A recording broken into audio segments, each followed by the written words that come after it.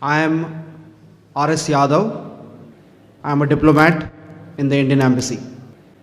With due respect to all the people and ladies present in the hall, I am just going to express a view which I would like Dr. Zakir to carry with him because he has an access to the world audience. Dr. Zakir started by saying that for a dialogue amongst various civilizations or various religions, we all have to come to a common conclusion. In that, the speaker stated and justified as to how Jesus, Ram, Prophet Muhammad are all equal. Rather, he went to the extent of getting support from certain Indian scriptures and certain Christian scriptures to justify the existence or the status of Prophet Muhammad. It's all very good. But we have been listening over last 2-3 years, various conferences which have taken place across the world. The starting point is not by saying that are they all God, are they all equal, or somebody is superior or somebody is inferior. I personally feel that none of us present here in the hall today have ever seen our respective gods. Neither the Muslims have seen Prophet, neither I as a Hindu have seen Ram, neither the Christians have seen Jesus. The more important factor which I'll request the speaker to catch on in any of his further talks is human being, the goodness amongst us. When the speaker stated, Hindus say everything is God, it means that there is an element of goodness amongst all of us, which, if nurtured, can make us near to God. Thanks. Thank you. Thank you. I would like to thank our brother from the Indian Embassy and thank you for his comments. And he mentioned that in most of the interfaith dialogues, he said that he agreed that I tried to prove the commonalities and trying to prove that Prophet Muhammad and Prophet Jesus are messengers. Yes, we agree. Rama maybe, may not be, you can refer to my talk on similarity of Islam and Hinduism. Maybe is not. Even if all yours meant for people of that time, that's what I say. But he said that in the interfaith dialogues, we don't discuss about God. No one here has not seen Rama, Muslim has not seen Prophet Muhammad Sallallahu Alaihi Wasallam, Christians have Jesus Christ, peace be upon him. But we have to talk about the qualities, the human values, the human goodness. And when he says that Hindus say everything is God, goodness is there in everything, that's what you're saying, not the scripture.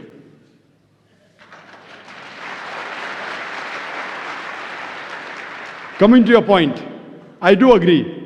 We first talk about the human good qualities. No Muslim can be a good Muslim unless he's a good human being.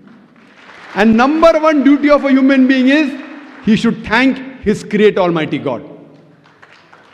If you cannot thank and worship your Creator Almighty God, what is the use of you helping your neighbor? Useless. You should help your neighbor. You should help the poor. I'm not against it. But if you disrespect your Creator Almighty God, you cannot thank Him. You cannot worship Him. All your other activities is useless. That's the reason. It's mentioned in the Quran. In Surah Nisa, chapter 4, verse 48. Surah Nisa, chapter 4, verse 116.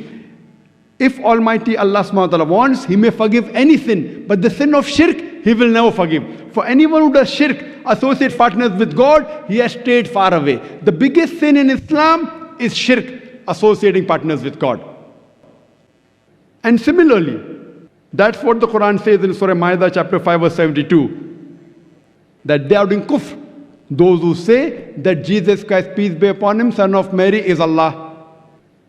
Waqala al-Masih, but said Christ. Ya Bani Israel, O children of Israel, O Ubudullah, worship Allah, Rabbi wa Rabbakum, who's my Lord and your Lord. Inno may shirk billah. Anyone who associates partners with Allah, faqad harramallahu alayhi al-jannah. Allah will make Jannat haram for him. Wama vahun nar, wama li zalimin min ansar. And fire shall be his dwelling place, and he shall have no helper in the hereafter.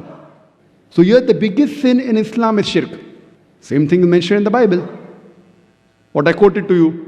Thou shalt not make any images of me. Same thing is mentioned in the Veda. So when you're talking about qualities of human beings, the best quality is quality of thanking our great Almighty God. He does not require you and me. You will ask me that why should I thank him? People ask me, why do you say Allahu Akbar? Why you have to pray to God? I said, see, in Islam, whether we pray to God or not, it makes no difference to Allah subhanahu wa ta'ala. When I say Allahu Akbar, Allah is the greatest, He is already the greatest. By me saying Allahu Akbar, He won't become greater. Why do we say? You know why do we say? Because when I praise anyone, whenever I call anyone great, it's a human tendency, I try and follow his commandments. For example, if your mother has a heart attack, and suppose there's a layman who's a quack, he just comes and tells you that do so and so thing. Will you follow? On the other hand, you come to know of a person who's the most famous heart specialist in the world. He gives you the prescription. Will you follow him or will you follow a common man? But naturally, you will follow the prescription of the best heart specialist in the world. He's the most famous. The moment he's famous, you will follow his prescription if your mother has a heart attack. So the reason we praise Allah is not so that He becomes greater. When we praise Allah, the moment we praise Him, whatever commandments He gives in the Quran, we follow it. So first we have to identify who is our Almighty God. And then what He says we have to follow. That is the reason Muslim means a person who submits his will to Almighty God. Muslim is not by name, Zakir, Abdullah, Muhammad, Sultan. Muslim means a person who submits his will to Almighty God. Now, what is good is subjective. What you call is good, I may not say it is good. Who's going to say what is good, what is bad? You're going to have a dialogue? The best person who can say what is good or what is bad for the human beings is the creator of the human beings, Almighty God. So unless you don't come to know who is the true Almighty God, what are His attributes, you should worship Him alone, and the way you should worship, all your other criteria of humanity is useless. The number one criteria is thanking our Creator Almighty God. That is the best human quality. And what is good and what is bad for us differs of opinion. Even the doctors differ. The best doctor is the creator of the human being, Almighty God. He tells you alcohol is prohibited in the Veda, in the Bible, in the Quran. Don't have it. He says pork is prohibited in the Hindu scriptures, in the Bible, in the Quran. Don't have it. Gambling is prohibited. What is good, what is bad, how will you come to know? It is subjective. Therefore, there is a query that do good people go to hell? Is a question. So I ask you, what is good? Compared to what humanity thinks is good?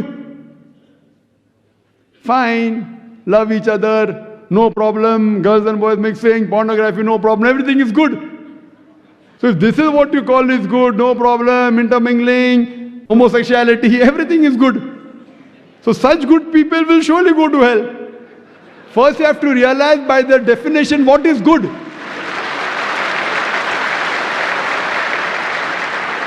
So do good people go to hell? If these are the criteria for your goodness, they'll go to hell.